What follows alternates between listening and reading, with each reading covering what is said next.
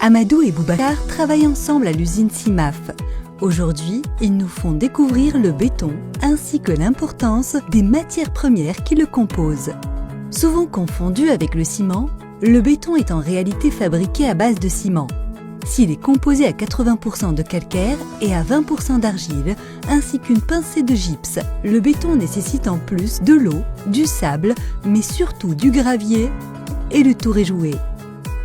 Le sable et le gravier sont les principaux granulats utilisés dans la fabrication du béton, mais d'autres granulats de type alluvionnaire, silice ou calcaire ou des granulats de carrière peuvent également être ajoutés pour améliorer sa résistance mécanique. Une résistance, durabilité, réflectivité, versatilité ainsi que de nombreux avantages environnementaux qui lui permettront de servir à la réalisation de structures telles que des dalles, des parpaings, des poteaux, des poutres, des colonnes ou encore des murs.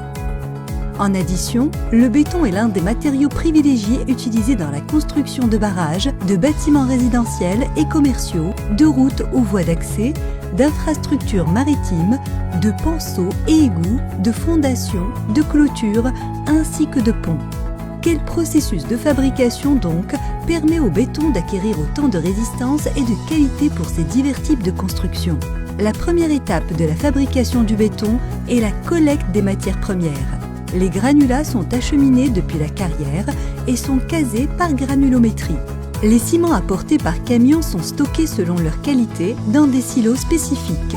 Les adjuvants livrés par camion-citerne sont stockés dans des cuves situées à l'intérieur d'un local spécifique sur bac de rétention. Enfin, l'eau provient généralement du recyclage des eaux de process.